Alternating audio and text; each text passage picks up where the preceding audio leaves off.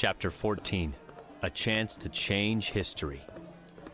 Through the crowded streets of Babylon, Sem and Ally followed Seleucus, both staring at his side pouch, knowing he now carried a small bottle that was about to change the course of history forever. Seleucus turned and glanced over his shoulder to see that they were still behind him. Sem and Ally both looked away, pretending to be interested in the shops around them. Seleucus looked back ahead of him as Sem leaned toward Ally. Are you sure? Yes, I'm very sure.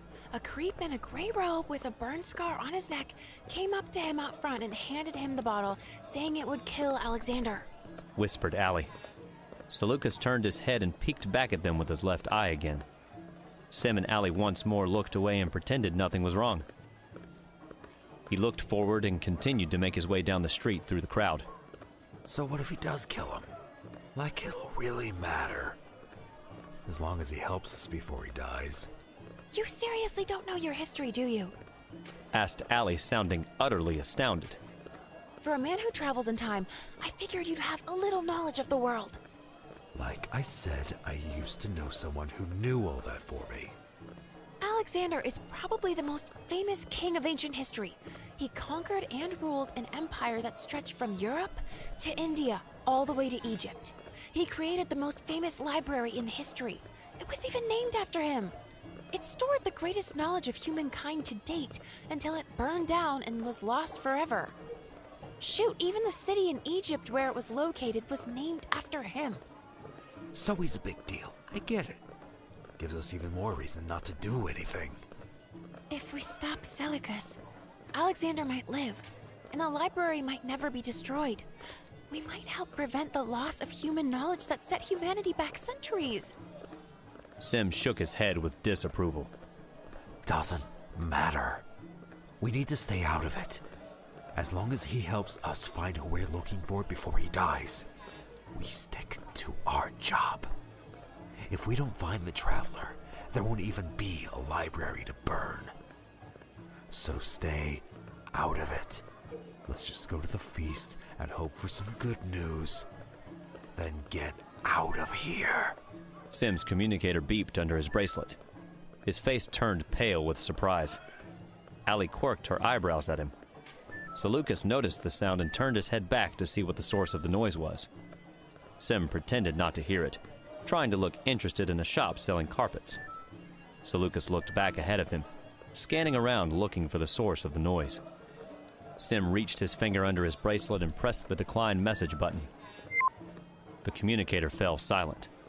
The loud bustle of the city filled Seleucus's ears. He scowled suspiciously and continued onward. Ally shook her head at Sem. She grinned and whispered to him. Please, silence your cell phones while in the presence of people 2,000 years old. At the edge of the market, Seleucus stopped and turned to address both of them. The night's festivities are to be held at sundown at the gardens.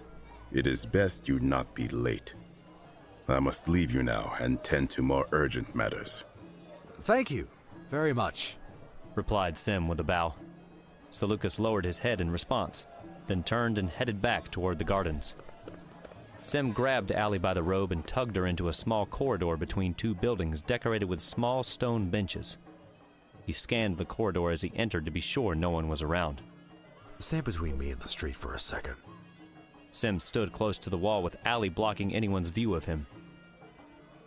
Ally looked over her shoulder as Sem pulled the cover off his wrist communicator. He pushed the message button in the corner of the communicator screen and lifted it to his ear to hear the message. Hey kid, how's it going? You two getting along? Asked Otto's voice through the communicator. Yeah, like 2 peas in a pod, replied Sem sarcastically. We're still searching, but we may have found some powerful help.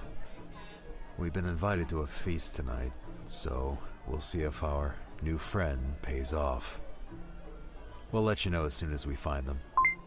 How much time do we have? Asked Ally. Sem checked the time at the top of the screen. Almost 14 hours. What do we do till the feast then? Well, you seem to like talking to strangers, so let's try it your way again and start asking around on the streets and see if anyone knows anything. Perhaps, if you're lucky enough to run into the king of ancient Greece, You'll be lucky enough to find our missing traveler before the feast. You want me to ask everyone in the city? It's huge. Welcome to my world. You're looking at the reigning champion of the biggest game of hide and seek. The hours passed rapidly. Sem and Ally wandered the vast, hot streets of Babylon, questioning patrons and merchants alike. They stopped in every shop they could find, asking if anyone had seen a naked, foreign, and confused stranger come to town. Despite the gossip that such a person's arrival would surely cause, no one knew anything. The winter sun soon began to set. Discouraged, and with only 6 hours left, Sem and Ally walked back to the majestic hanging gardens, now occupied by a flock of people waiting for the evening celebration to begin. Ally stopped out front along the waterway surrounding the garden palace, forcing Sem to take in the site's wondrous beauty. His mind, however, was elsewhere, eager to finish the job he had started. Ally saw him take in a moment to observe the sunshine fade away, watching the city glow in torchlight. Sitting next to Ally on the stone wall surrounding the gardens, he gazed out at the mountains far off in the distance, deep in his own thoughts. As the guests were beginning to enter the building, Sem and Ally looked around for Alexander. But as fate would have it, Ptolemy found them first. Ah, Cyprus, Artemis! My lord will be pleased to see that city did not swallow you whole. We wouldn't miss such an honor, replied Ally with a smile. Alexander has requested a place for you two at his table. If you would kindly follow me, I will escort you. Thank you very much, said Ally, standing up from her seat along the stone bridge. Ptolemy nodded and moved toward the crowd. Sem took one last glance at the city, and then followed him with Ally ahead of him. Crossing the bridge, Ally looked over the side to see the waterfalls from within the temple flowing out through large holes into the deep moat around the edge. They passed the soldiers standing outside the entryway, hearing the cold sandstone halls ahead echo with voices. Ptolemy led them into a large chamber filled with colorful decorations and music. An entourage of servant girls dressed in elegant gowns made their rounds throughout the room, filling cups with wine and serving food to the festive soldiers and royalty. Alexander sat with his generals against the back wall of the hall. The guests ate food and ogled the waitresses as they made their rounds and talked amongst themselves. Expecting to see Alexander participate in the festivities, Ally was surprised when she noticed him sitting slouched in his chair and staring off into space with a melancholy face. His dark blonde bangs hung in his face as his hand clenched a gold cup on the table in front of him. My lord, your guests have arrived, said Ptolemy, striding toward Alexander. Alexander looked up. His troubled gaze softened. Artemis, Cyprus, welcome, he shouted, standing up to greet them. How fared your time in the city? Very well, my lord. It was a beautiful sight that I felt blessed to witness. Indeed. Babylon truly is a beautiful place, Alexander replied. Ally walked over to the table and bowed to him. Sem watched and chose to do the same, feeling foolish for allowing her to take the lead. Come now, sit. We drink to home and our long journey, Alexander shouted, raising his cup. Thank you, my lord, said Ally, moving to his side of the table. Ally stared at Seleucus as she walked around the table. He sat at Alexander's left side, a woman on his lap. He smiled at the woman grotesquely. His leather side bag hung on the back of his chair. Ally stared at it with a burning desire to act. Within that small bag lay the future of a king's life and an alternative future, and the thought was driving her mad. Ally and Sem sat down at Alexander's right side, with Ptolemy seated between them and Alexander. As Sem sat down at the table, he looked over and saw Perdiccas staring intently at both of them. He still clearly didn't trust them. Sem looked away, trying not to make eye contact. He turned his attention to the decorated metal plate in front of him. How fares the men's search for the raiders, Perdiccas? Asked Alexander. They have not found the raiders yet, my lord. Nor is there any word from other passing travelers. It is my best guess they fled, or perhaps they never existed at all. Said Perdiccas, staring at Sem and Ally. Let us be sure they have either left or retired from a life of crime before making such assumptions. Have you heard any word on our companion? Asked Sem, hoping for news. Ptolemy raised his index finger as if he had something to say, but he had a mouthful of meat and was unable to speak. He finished chewing as Sem waited impatiently. We have word of a slave trader who found a man wandering outside the city just this morning, naked as the day he was born, rambling as though the sun had cooked his brain. He said, chewing his food. That's wonderful news. Replied Ally with enthusiasm. She turned to Sem and gave him a look that said, I told you so. Can you take us to him now? Asked Sem, leaning forward over the table. Dear Cyprus, you've just arrived. Feast with us, and once we are finished, I shall send Ptolemy with you to acquire his release. Thank you very much, my king. Replied Ally, digging into her food. Sem leaned back in his chair and slipped the cover off his communicator under the table, checking the time they had remaining. 5.5 hours, and they still needed to get back to the outskirts of the city to the gateway. Sem sighed. Tell me, Cyprus, what was your occupation before you became a wandering traveler? Sem slipped the cover back on and looked at Perdiccas across the table. Ally glanced over at him, hoping he knew a worthy answer. I was once an apprentice to a scholar who did the same thing. Said Sem, unenthusiastically. Strange. An apprentice to a fool doesn't sound like a wealthy form of living. Can't say it is. So far, it's only offered me a lifetime of ungratefulness. Ungratefulness? Yes. As skilled as I might be, my job is only partially completed. The journey home is always more difficult than the journey to foreign lands. You must not be a very good explorer in that case. Before you know it, someone may come searching for you. Perdiccas sipped his wine. Ally could sense Perdiccas was attempting to make a mockery of Sem in front of the other guests. But Sem continued to hold his own, keeping his guard raised and caring little about what everyone else in the room thought of him. I do my best not to let that happen. Sem replied as he drank the wine from his glass and stared back at Perdiccas with an unintimidated look. I can't imagine there being much need for someone who finds lost souls, said Alexander, looking over at Sem curiously. Ally smirked, awaiting another honest yet clever response from Sem. On the contrary, my lord, I often find myself very busy. Many people go missing, in fact.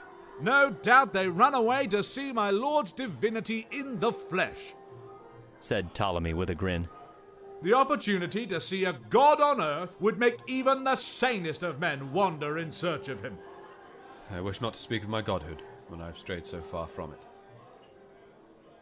Perdiccas, as soon as the men are rested in a week's time, I want you to gather them again, said Alexander, sipping his wine. My king, the men are more than just tired in body. Their spirits ache as well. Then shake their spirits dry and urge them on. I have turned my foot away from the path for too long already, and I will not let my glory shatter at the base of the mountain.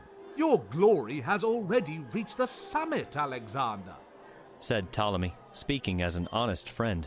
Please, let us now enjoy our glory before we fall, trying to climb any higher and sprout wings. Alexander slammed his fist against the table, knocking over everyone's drinks. He stood up from his chair and looked down at Ptolemy in rage. The festivities were silenced. Everyone looked at Alexander in terror as he raged like a lion, showing his mightiest roar. Have I grown so frail?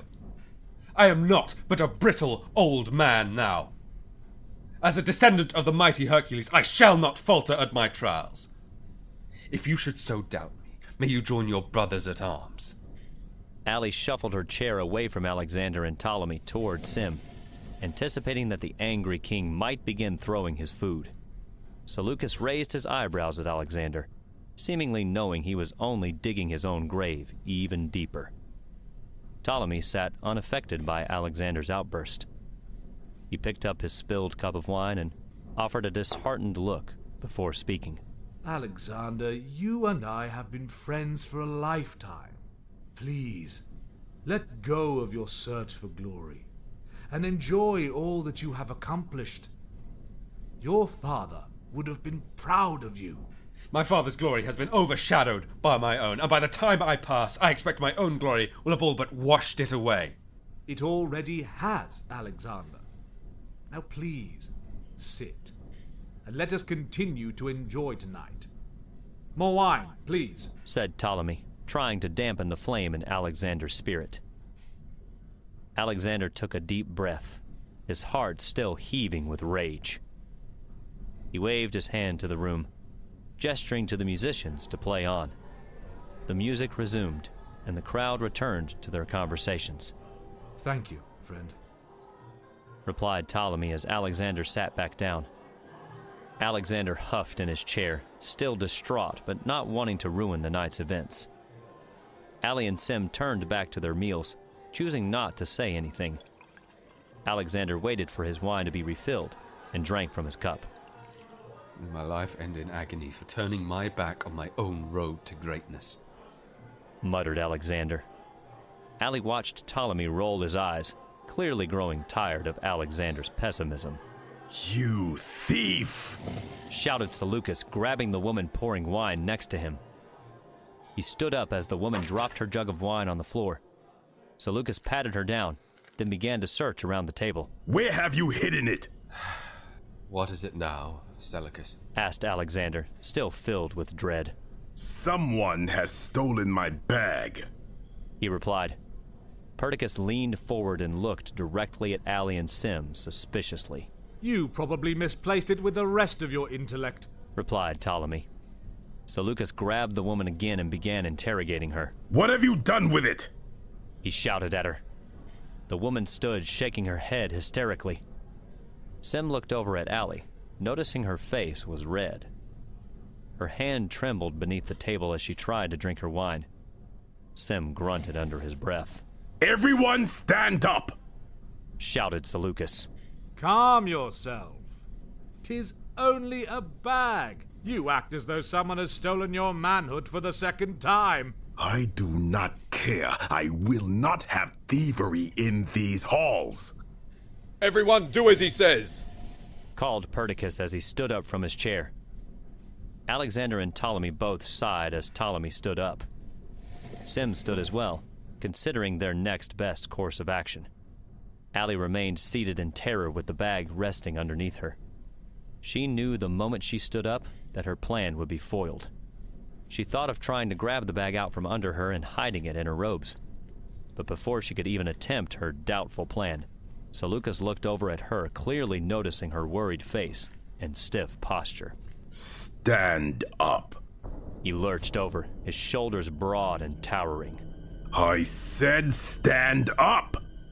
He grabbed Ally by the arm, pulled her out of the chair, and shoved her back against the wall as her chair toppled over.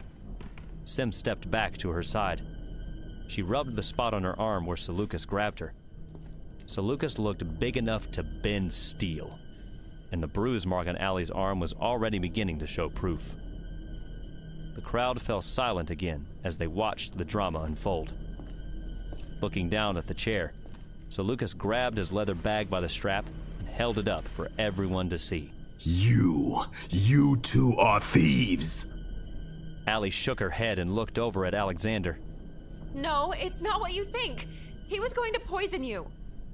Alexander looked at Ally and Sem, then over at Ptolemy. Ptolemy gazed back at him, curiously. Liar! Guards, arrest them! Shouted Perdiccas in a booming voice, pointing at Sem and Ally. The guards walked toward them from their positions around the room, slowly unsheathing their swords from their scabbards. Ally backed up against the wall, fearing for her life. Sem stood next to her, calm and alert. He leaned over and clasped his hand around hers. You remember rule number 2? He muttered to her as he reached into his robe with the other hand and pulled out a handful of gray powder. Yeah, I think so. Said Ally, watching the guards make their way around the table. Good. Now run! Sem bolted away from the wall, dragging Ally by the hand toward the guards, now clutching their swords, ready to swing at them with both hands. Close your eyes! Sem yelled, throwing the powder from his pocket at the flaming sconces on the wall next to the guards. Ally closed her eyes as she ran. A sudden, blinding flash filled the room, forcing the soldiers to lower their swords and shield their eyes. The crowd shrieked in unison and turned away from the light. Sem continued to run, facing away from the flash with Ally still holding onto his hand with her eyes closed. He shoved a guard out of the way, then ran towards the back doorway with people shrieking and jumping out of his way. Sem and Ally ran through the back doorway down a dark stone hallway and continued further into the ancient garden palace. What was that? Asked Ally, still struggling to see. Magnesium powder! Sem replied as he continued to run. Ally and Sem turned right at the end of the hall and ran toward a flight of stairs. Without thinking twice, they dashed up the stairs, nearly running headlong into another guard who was attempting to foil their escape. Without hesitation, Sem let go of Ally's hand and blocked the guard's swing. Keep going! Sem hollered, tackling the guard and throwing him to the ground, followed by a swift kick to the soldier's stomach. The soldier gasped for air as Sem hurried after Ally. They both searched desperately for a way to escape as they ran throughout the maze of corridors. Stopping briefly at a T-junction, Sem looked down at the aqueduct flowing down the edge of the hall and out through the large hole at the other end. Come on, this way! Hollered Sem, grabbing Ally by the hand to stop her from running in the opposite direction. They hurried alongside the stream of water to the hole, then stopped and turned to see several guards racing down the hall toward them from the other end. Now what? Shouted Ally over the rushing water next to her. Through here! Sem said, pointing at the hole in the wall. What? Down there? Yes, now go! I'll be right behind you! Sem prodded Ally along as she sat down and started to slide into the hole. Ally slid forward, feeling like she was about to plummet down into an ancient water slide. Sem gave her what he thought was a soft push, judging by her screams echoing from within. The guards raised their swords as they approached him. Sem dove in headfirst on his stomach into the tunnel, dodging the soldiers' swings at his feet. Surrounded by darkness with the roar of the water rushing all around them, the two soaking wet thieves slid through the dark, manhole-sized tunnels, twisting their way through the gardens. With every passing second, they slid faster and faster, winding through each tunnel, bumping into the stone corners, rolling end over end. With no room to struggle, they forfeited themselves to the mercy of the water, hoping their fate wasn't a dead end. Looking ahead, they saw the darkness of the tunnels begin to give way to the starry evening sky and torch-lit city. Ally took a deep breath as she reached the end of the tunnel. The tight space opened as she plummeted into the deep moat below, splashing into the frigid water. She swam for the surface, emerging to gasp in a much-needed breath. She looked around, frantically treading water, parting her wet hair away from her face. She saw no sign of Sem. Sem. Sem! She shouted, searching the dark water. Sem emerged from the depths of the water, gasping for air. He scanned the immediate area around him to see he was alone. Thankfully, the soldiers had not followed them, but Sem noticed Ally wasn't nearby either. They'd lost each other in the maze of tunnels. Ally! He whispered as he swam, trying not to draw any attention to himself. He swam over to a nearby stone bridge, still looking for Ally's dark brown head of hair bobbing in the water. Climbing up onto the struts of the bridge, he peered out into the dark in search of her. Ally started to paddle toward the edge of the moat, where she grabbed the ledge and pulled herself out of the water. Looking up, she noticed she was now back out front of the hanging gardens. She sat down on the ledge below the street and stared out over the water. Sem?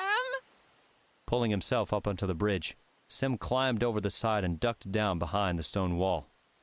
He started to work his way back around the side walls of the moat, his hair wet and his clothes and robes now soaked. Ally's heart raced, fearing she had lost her guide.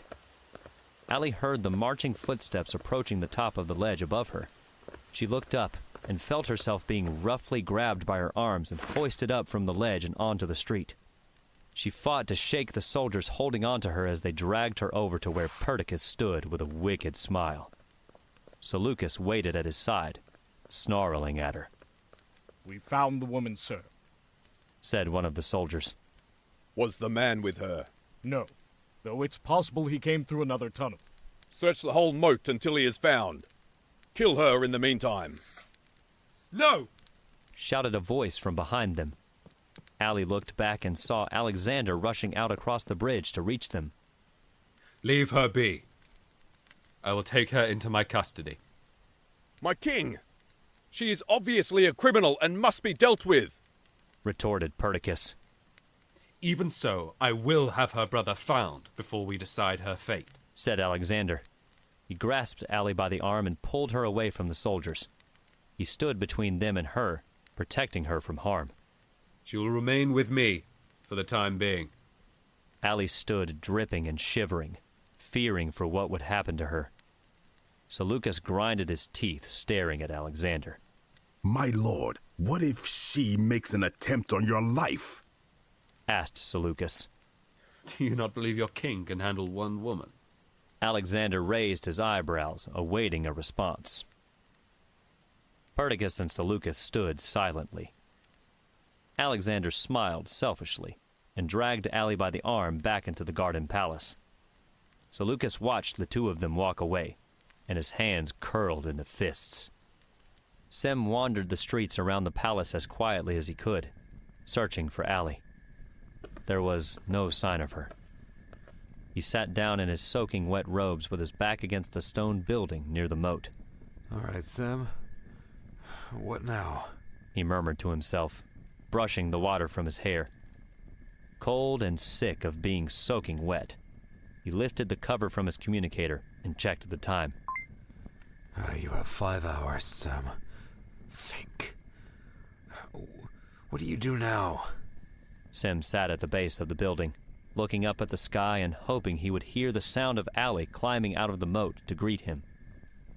Despite his annoyance with her, he couldn't deny how worried he was about her. Think. He asked himself again, still looking up at the sky. Water dripped from his goatee. What would she do? He looked back down and thought. Call me stupid and tell me how dumb that plan was. Then later admit it was a good plan. Sem shook his head and wrung the water from his robe. No. She'd find the traveler first, knowing I would do the same and I can look after myself. Though I really doubt Ally can look after herself. He hopped up from where he was sitting and limped back out onto the streets, feeling the pain in his leg once more nagging at him. He saw a large, heavy-set man desperately trying to push a cart down the road ahead of him. Sem ran over to the man and attempted to help by grabbing the other handle of the cart to push it down the street with him. The man smiled at him for the help and then shot a confused stare at his soaking wet robes and hair. Could you tell me where the nearest slave auction is? Asked Sem, still wiggling the translator in his ear. The man stared at him in confusion before realizing what Sem was talking about. Keeping to the shadows, Sem could now see the well-lit stands for a stone stage, undoubtedly for a slave auction. He couldn't read the signs overhead, but he figured he must be in the right place, based on the man's directions.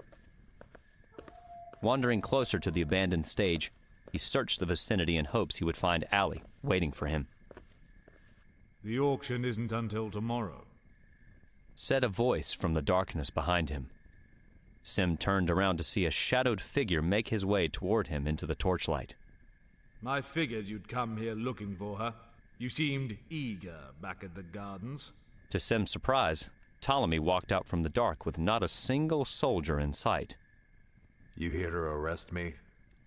Asked Sem, ready to run. Not unless you give me a reason to. Ptolemy walked in front of the stage, closer to Sem. Sem kept his distance, looking around to make sure there weren't any soldiers hiding nearby. Where is she then? With Alexander. She's safe for now. How is she safe then? I may not trust you, Cyprus, but Alexander does for some reason. And as he is my closest friend and king, I always trust his judgment in return. Walking over to the slave stage, Ptolemy sat down on the steps and brushed the dust from his robes.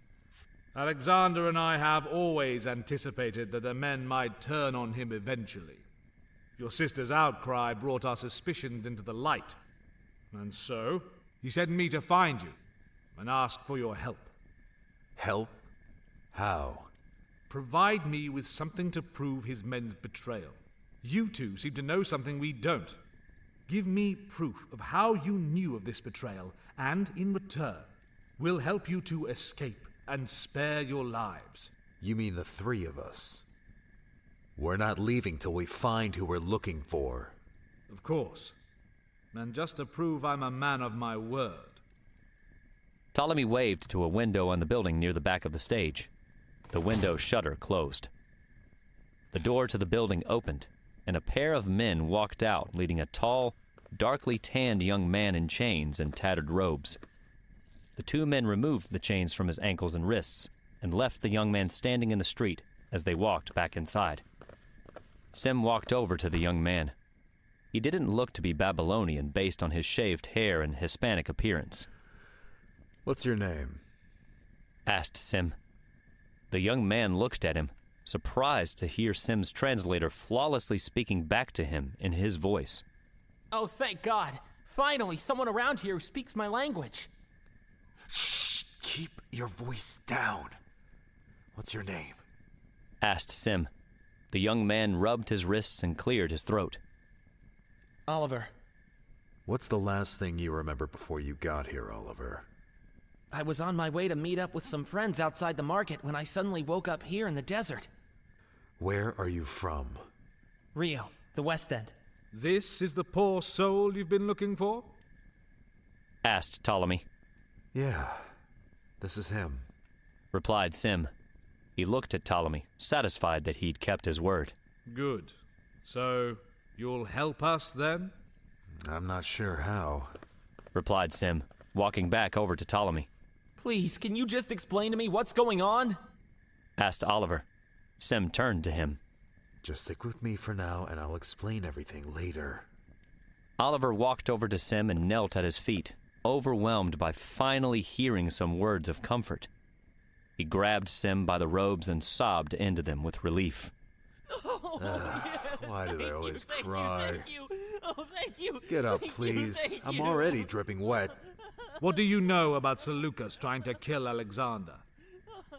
All she said was she saw a man give him a bottle.